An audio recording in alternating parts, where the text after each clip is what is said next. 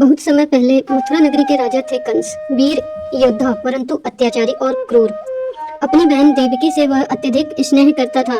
एक दिन देवकी का विवाह यादव वंशी वीर वासुदेव से हुआ।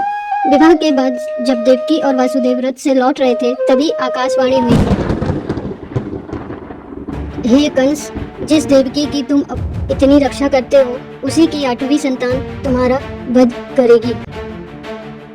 कंस भयभीत और क्रोधित हो गया। उसने उसी क्षण देवकी को मारने का निश्चय किया, लेकिन वासुदेव ने उसे समझाया, हे कंस, तुम देवकी को मत मारो। मैं वचन देता हूँ कि जो भी संतान होगी मैं तुम्हारे हवाले कर दूंगा। कंस ने वासुदेव और देवकी को बंदी बना लिया। एक एक कर देवकी की 7 संतानें कंस के हाथों मारी गई। फिर आई आषाढ़ कृष्ण पक्ष की अष्टमी की रात। चारों ओर अंधेरा, बिजली की कड़कड़ाहट। मथुरा में वर्षा हो रही थी, आसमान में बिजली चमक रही थी, पर उसी समय जेल में एक अद्भुत प्रकाश फैल गया। देवकी के सामने प्रकट हुए स्वयं भगवान नारायण अपने चतुर्भुज रूप में। उन्होंने कहा, माता पिता, मैं तुम्हारा 8वां पुत्र हूँ, श्री हरि का अवतार।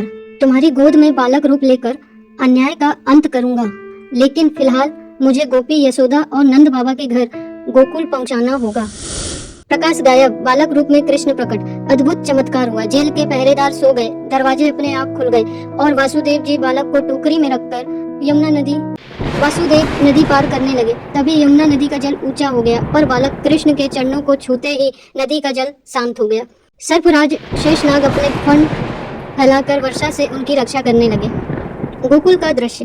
गोकुल पहुंचते ही वासुदेव यशोदा माता के पास सो रहे शिशु को छोड़कर उनकी कन्या को लेकर मथुरा लौट आए। जब कंस ने उस कन्या को मारना चाहा तो वह उनके हाथ से छूटकर आकाश में चली गई और बोली, अरे मूर्ख, तेरा वध करने वाला तो गोकुल पहुंच चुका है।